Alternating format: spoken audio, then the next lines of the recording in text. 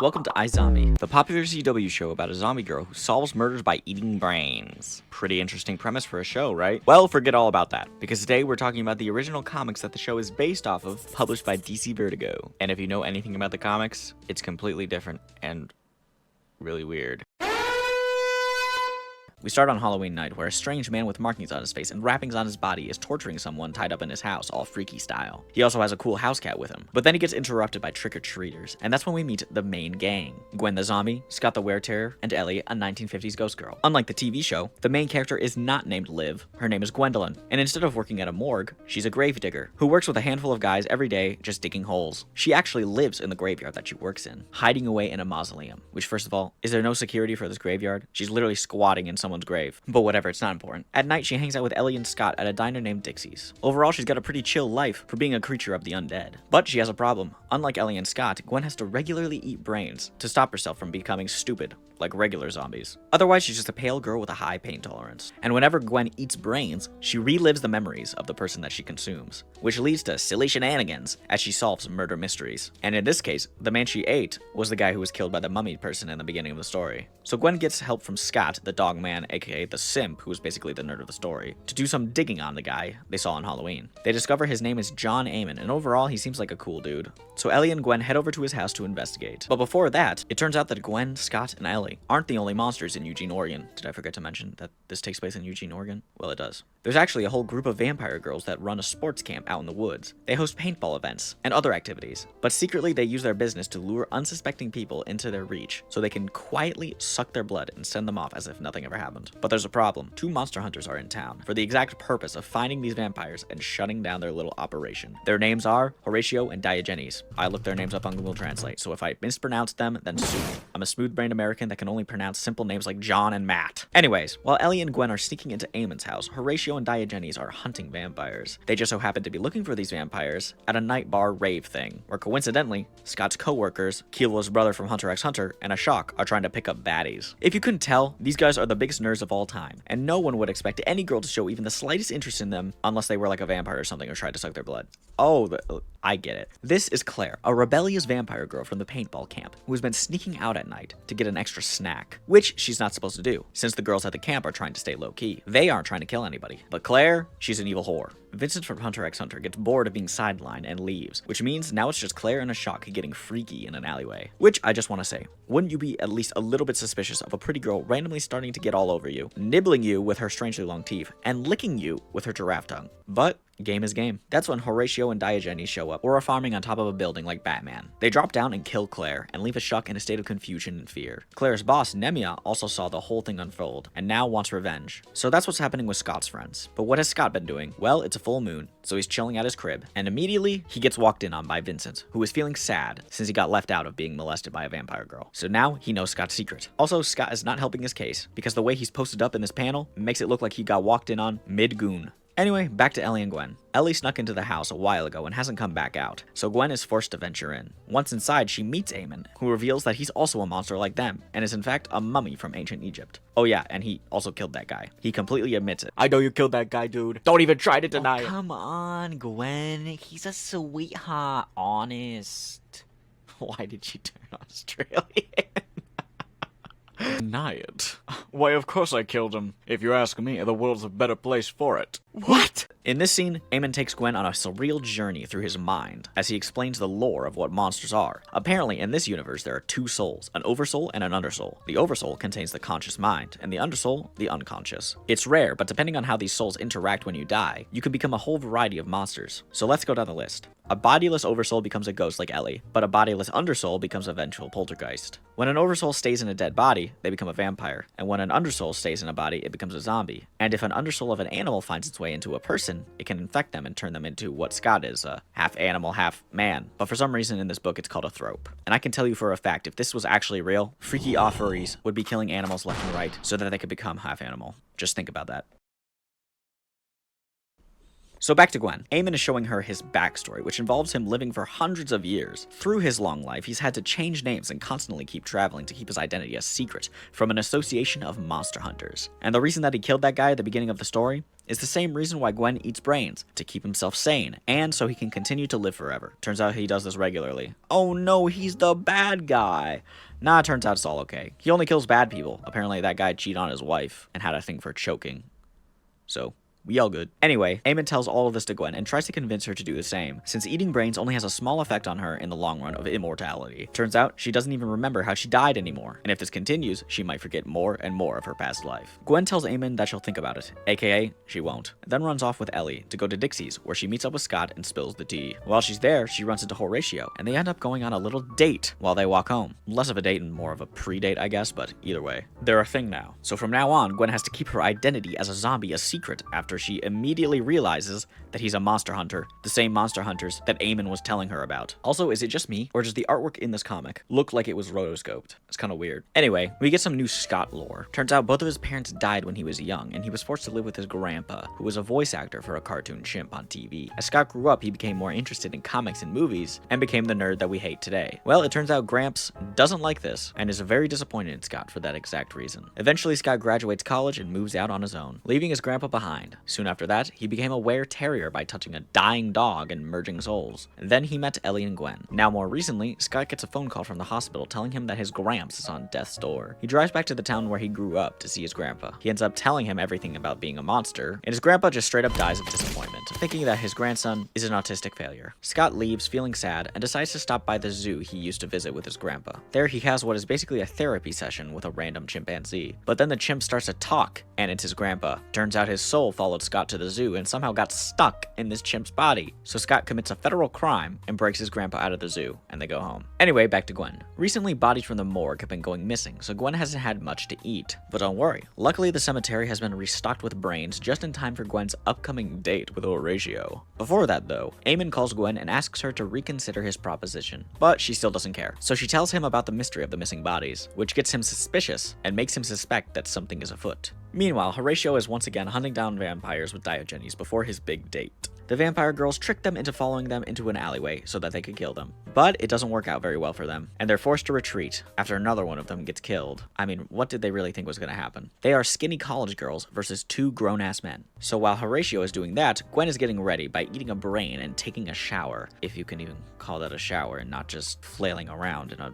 water bucket. The person she ate this time is a woman who died in a house fire, but Gwen sees something unexpected in her memories. Herself. It turns out that when Gwen was still alive, she was friends with this woman's daughter, Trika. And Trika and her mother weren't on the best terms when she died. So now Gwen is tasked with making amends with Trika on behalf of her dead mom. But she can deal with that later. Right now, she's got a date to go on. And what is Scott doing during all of this? Getting hit on by a blonde guy named Gavin in a comic shop, and getting chewed out by Gramps for literally no reason when he leaves home to play D&D with his friends. Bro, I swear, the only thing that this grandpa wants is for his grandson to get laid and have a girlfriend. Bro, chill. Let him play D&D, bro. Anyway, Gwen and Horatio go play mini golf for their date and get to know each other better. And then they make out. And then it escalates. And then... what does this imply about Horatio's taste in women?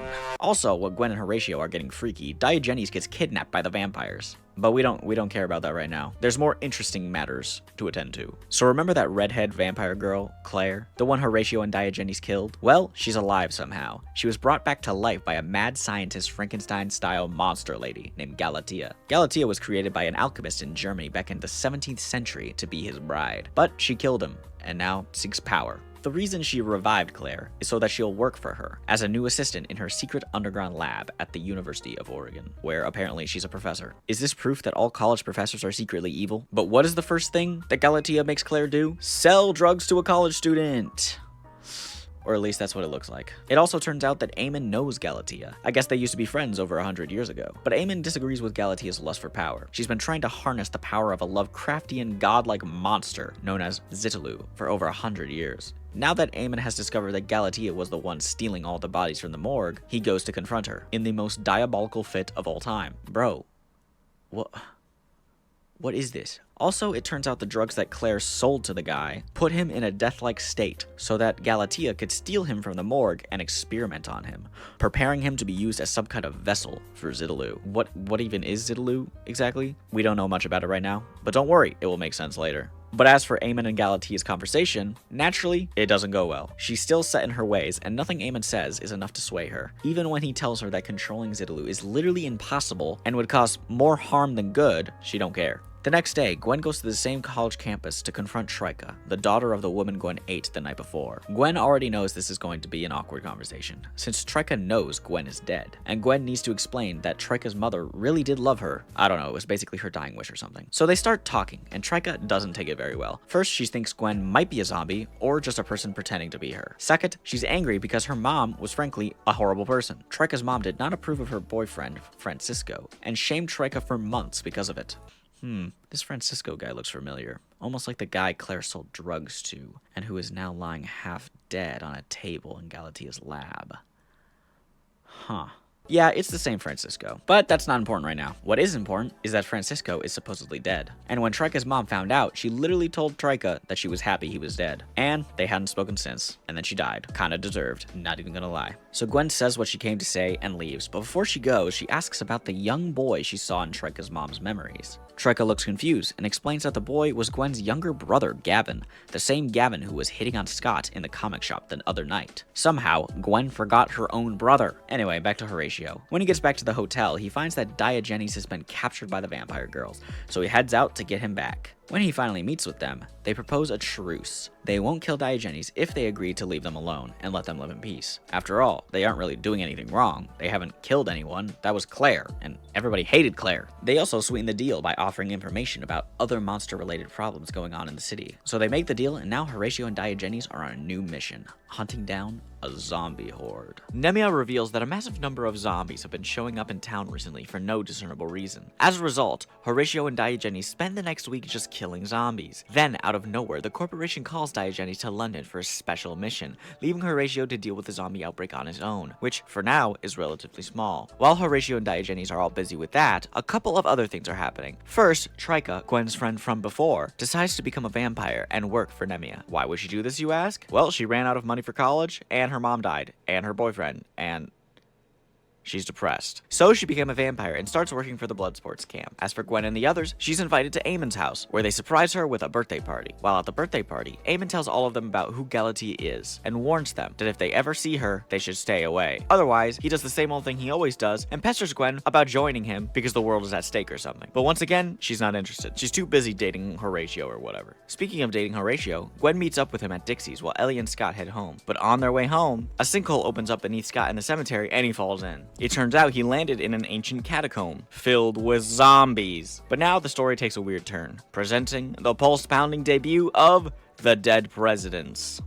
Is that a zombie, Abraham Lincoln? Okay, so in the iZombie universe, there's this government agency called Veil. Don't ask me what it stands for because they literally never tell you. This agency is led by zombie Abraham Lincoln, who was resurrected by Eamon at request of Lincoln's wife after he died. Once back to life, he became a super soldier operative for America until the Cold War, when his legs were permanently broken. Now he commands a specialized unit of monsters similar to him, including a robot zombie girl named Kennedy, who is the leader, a buff cat lady named Madison, and a ghost named Nixon. How very clever. All their code names are past presidents. So yeah, these guys are apparently relevant to the story now. So these president guys are investigating an abandoned haunted laboratory in Alaska where they find an evil Russian scientist named Kovsky. He's cheated death by putting his brain into a coffee machine, and he is accompanied by his Russian Frankenstein monster guy. It turns out Kovsky used to be Galatea's lab partner. They were both working on creating a vessel for Zidaloo, but she betrayed him, and that's how he ended up in a coffee pot. Naturally, he now seeks revenge. When the presidents arrive, Kovsky discovers that Galatea is in Eugene, Oregon. So they fight, and Kovsky ends up escaping in a helicopter, and then it crashes and explodes. Well, he's probably dead.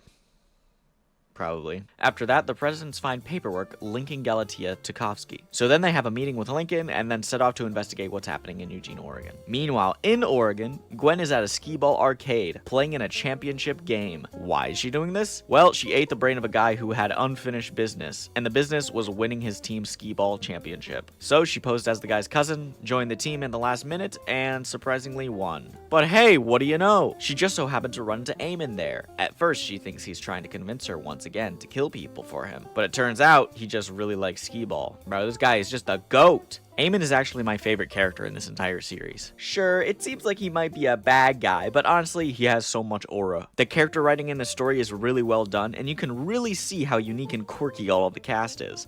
Like Eamon, he's a 1,000-year-old mummy with a sophisticated way of talking, murders people regularly, and has a leopard in his house, and loves skee-ball. Apparently when he was in hiding for something, he played it a lot in his basement, and now he's obsessed with the game. Sure, he's a psychopath, but a lovable psychopath with crazy riz. If the iZombie show was remade to follow the source material, I would love to see Eamon and all of his weirdness unfold on screen. It would be so peak. Anyway, what was I talking about? So Gwen is leaving the skee-ball arcade when she is approached by Galatea. It turns out that just like Eamon, Galatea wants to use Gwen for some mysterious reason. Gwen immediately turns her down. Also, remember when Scott fell down into that catacomb? Yeah, me neither, because apparently he's been stuck down there for like 4 days. Only now has Ellie decided to get help. Like, what have you been doing this entire time? You're a ghost. Just fly out! So Ellie appears to Gwen and tells her what happened. When Galatea hears all of this, she runs off. Seems like she knows something about these catacombs. So everyone's worried, wondering where Scott is. His grandpa, who is also worried, decides to leave the apartment in search of him. Even Gavin, who has a crush on Scott, is looking for him. So Gwen runs off to get help. And that's when Ellie notices something that Galatea dropped when she ran away. A picture of Eamon and Gwen when she was still alive. Clearly Eamon has been keeping secrets from them, but more on that later. In order to save Scott, Gwen calls up Horatio, and together they venture into the catacombs to find him. When we see Scott, he's barricaded himself in a part of the cave with rocks. He's already killed the remaining zombies that were in there with him, and has been starving for who knows how long. Then he hears noises from outside, and assumes it's more zombies breaking through. He thinks it's the end.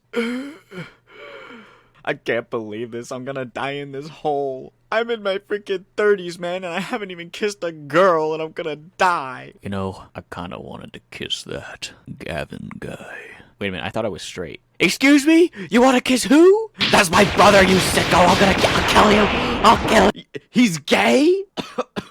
Anyway, Horatio realizes that this area is clearly where all the zombies he's been finding around town have been coming from. So they grab Scott and leave the catacombs through a break into the sewers. From there, they make their way into town, where a full-on zombie apocalypse is happening. Everyone's scared, running around with their heads chopped off. It's basically Left 4 Dead 2 out here. And if that wasn't chaotic enough, Diogenes shows up with other agents and reveals to Horatio that Gwen is a zombie. After hearing the news, Horatio doesn't take it very well and ends up leaving Gwen running off with Diogenes to kill more zombies. Meanwhile, Ellie goes to see Eamon to tell him what's happening. Yo, Eamon, what's up? Oh, Ellie, as you can see, the stars are aligning to have Zitalu come into our orbital plane and destroy us all.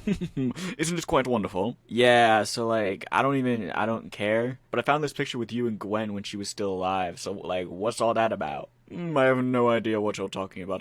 That image looks photoshopped. Bro, it's a Polaroid! While all of that is happening, Galatea's back in her lab performing more procedures on Francisco's body. When she leaves to go see Gwen, she puts Claire in charge of watching over him. But something unexpected happens. Francisco comes back to life. Around the same time, the lab is broken into by Kovsky and his monster. Apparently, they survived the helicopter crash in Alaska and made their way here to get revenge on Galatea. Francisco manages to escape, but Claire isn't so lucky. When Galatea returns from trying to enlist Gwen in her plans, she finds Claire being strangled by Kovsky's monster.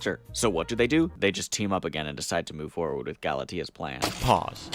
Alright, let's slow down a little bit. There's a lot of things happening right now. Just a little reminder, but there are approximately 4 storylines going on right now. Gwen's, which involves Eamon, Ellie, and Scott. Galatea, which involves Francisco and Claire. The Dead Presidents, which involves Kovsky and his monster. And then the Monster Hunters, which is Diogenes and Horatio. All these groups of characters have motives of their own, which makes the story even more confusing because there's so much happening! The point is, all of these different groups start to combine with one another at certain points in the story, until the finale, where every character is all together. Just wanted to give you a little reminder of what the heck's happening, because I'm sure you probably forgot half the stuff already.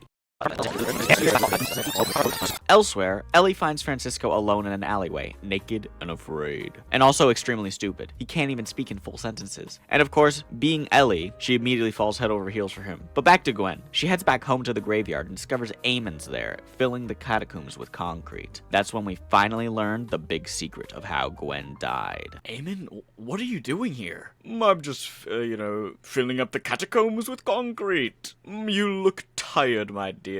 Here, have a bottled water. Oh, thanks. That's actually really nice of you. Wait a minute. Oh crap! I think she just had a flashback. You're the reason why I'm dead. You convinced me to kill myself for some reason. What? No, of course not. Stay away from me.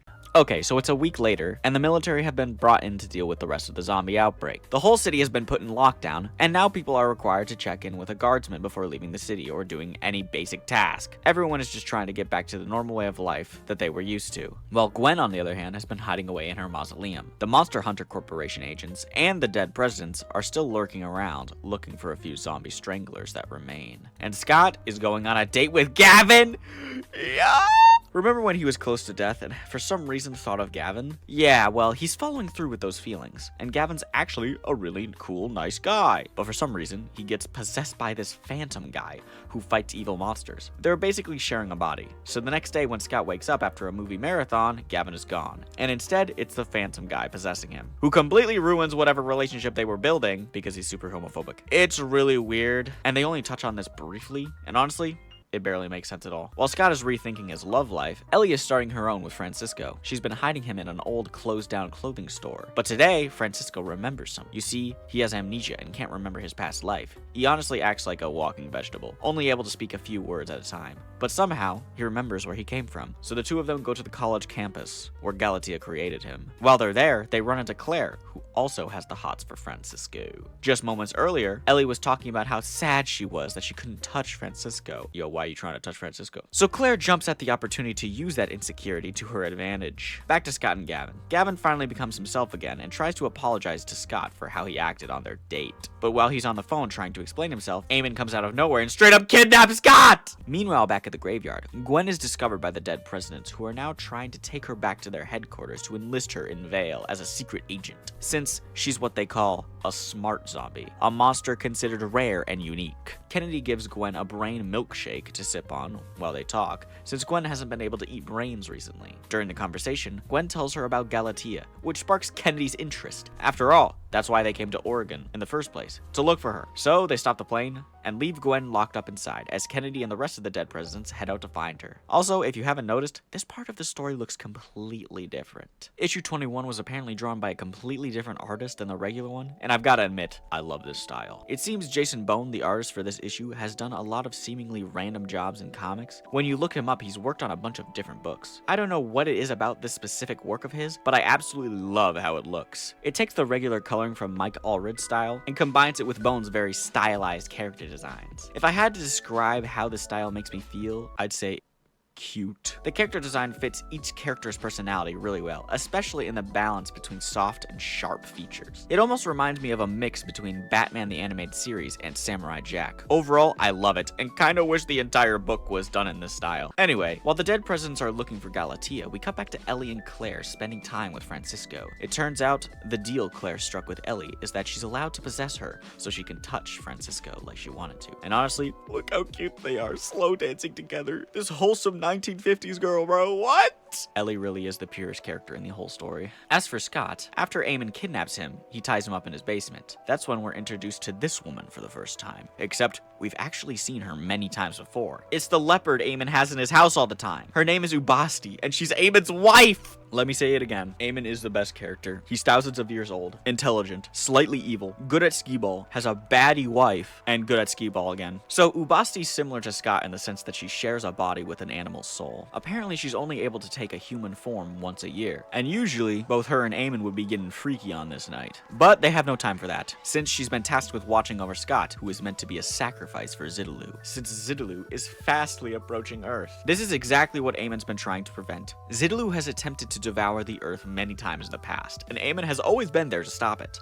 That's why he wanted Gwen's help in the first place. So what is Eamon doing right now? He's convincing the monster hunters and the dead presidents to work together in order to stop Galatea's plans to harness Zidaloo's power, and surprisingly, he succeeds. Now they're all working together to stop her. While Eamon does that, Galatea and Koski have enlisted the help of the vampire girls to set up a machine designed to siphon Zidaloo's soul into the vessel body. But since Francisco escaped, they're just gonna do it on Koski's zombie monster guy instead. So everyone shows up in the forest to fight as Galatea tries to enact her plan. But it ends up failing when Kavsky's monster is killed during the battle. Eamon's master plan also fails, since Scott escapes just before he can be sacrificed. As he gets away, he runs into Francisco and Ellie, and the three of them head back into town. And honestly, Eamon, who really didn't want to be there in the first place, just heads back home so he can chill with his wife before she turns back into a big cat. But back to Gwen. She gets rescued by Horatio, who decides that he does love Gwen, even though she's a zombie, so... He lost his last girlfriend tragically and doesn't want that to happen again. But then all of a sudden, Gwen experiences a wave of memories from her past, finally explaining why she let Eamon convince her to kill herself. Apparently, he showed her his memories of Zidlu breaking through and killing countless people. When he told her that her death would help save the world, she agreed. After remembering all of this, Gwen ditches Horatio to go see Eamon and finally give in to his request. But when she leaves, another confusing thing happens. Horatio is possessed by a spirit that has been following Zidlu for millennia to warn the people of many planets about their impending doom. Honestly, he's not all that important. I think the author just wanted to draw a cool green-haired guy for some reason. At this point, the entire city is being ransacked by interdimensional beings, possessing civilians, and emerging from a rip in space-time. These are smaller monsters orbiting Zidlu as he rapidly approaches Earth. But now that Gwen has teamed up with Eamon, he explains that in order to save the planet from total destruction, she must kill everyone in town. Yep, just straight up genocide. It's not like you cared about these people, right? But wait, how is Gwen even gonna kill anybody? Is she randomly gonna learn how to use a pistol or something? No. Yeah, so Gwen isn't gonna kill anybody like that. Instead, she has to absorb the souls of every person in town into herself and then feed herself to Zidlu, which will make him back off. She doesn't really want to do it, but if it will save the entire world, she's willing to try. Before that, though, she goes looking for her friends, hoping they've already left town so she won't have to take their souls too. She ends up finding her brother Gavin, who is overjoyed to see that Gwen is still alive. Well, technically not, but time's up. She has to move forward with the plan. She heads to the center of town with Gavin, only to find chaos breaking out everywhere. We're finally at the climax of the story. Everyone has made their way to the center of town, where an all-out fight has erupted. The dead presidents, monster hunters, and the vampire girls are all battling one another as Galatea desperately tries to cobble together what's left of her master plan. Green-haired Horatio and the Phantasm are also fighting the mutated monsters that have taken over the city. Scott, Ellie, and Francisco are there too, and now Galatea is after them, hoping to use Francisco as a vessel. Eamon is there too, telling Gwen to go through with the plan, when suddenly, Gwen's parents arrive. I don't know, it's just a coincidence they just happened to show up for some reason. But basically, everyone she loves is in town, and she's about to commit genocide on them, so she can't go through with it. That's when she realizes something horrifying. Eamon could have done the same thing she's being asked to do ages ago, but instead he's always found someone else to do it for him, so he wouldn't have to die. He tries to convince her that it's because he needs to be around to save the world again when Zidlu returns, but she's had enough. And just then, Zidlu's tentacles begin reaching down through the tears in the sky, sucking the souls out of everyone it touches. In the chaos, both Galatea and Eamon are killed right on the spot! No, bro. Did you have to kill Eamon, bro? Like, I know he was a bad guy, but like, he had that riz. He liked skee-ball! He was one of the homies! So now, it really is the end of the world. With all hope seemingly lost, the spirit possessing Horatio finally leaves. Because that didn't even matter, we don't even care. And Gwen is reunited with Horatio. Then, Gwen has a light bulb moment, and understands what she has to do in order to save everyone. She gives Horatio one final kiss, and instead of draining everyone's soul in town, she drains Zidlu's soul, transforming herself into a giant godlike deity that kills and eats Zidlu's brain! Yup. Not exactly what I was expecting for the ending. Yep, that's the end. Overall, I really like this story. It's really weird at times, but the writing and the characters are genuinely well fleshed out. I've never actually watched the iZombie show, since it seems impossible to find anywhere, and I don't really want to spend a bunch of money buying it on Prime, but you guys will have to tell me whether the show is anything like the books. Now, what if I was an iZombie? I came up with this idea recently where I hypothetically put myself in the place of the main character in different comics. What would I do? What would I change? So, I'm planning to do this for other books I review in the future, but you guys get to see it here first. Okay, first of all, Gwen constantly complains about the taste of brains the entire time in the series. She says it tastes like motor oil and diarrhea or something terrible. But seriously, did nobody tell her that she doesn't have to eat them raw? Like, she ate a brain smoothie. There's clearly different ways you can make this brain concoction. If I was her, I'd be making those brains gourmet. Like, come on, bro. There's plenty of cultures around the world that eat brains, and they make them look good as hell.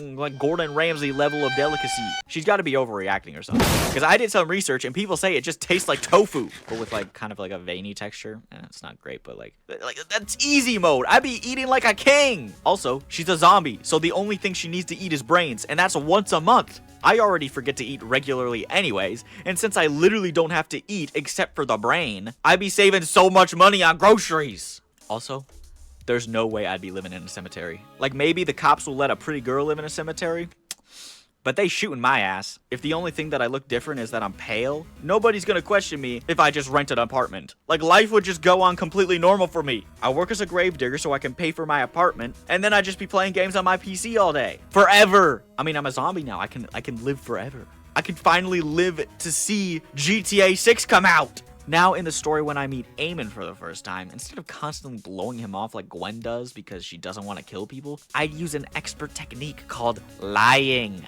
I'd tell him I agreed to join him so he could divulge all the information about Zidlu, and then I'd just not kill anybody. He's not actually forcing me, right?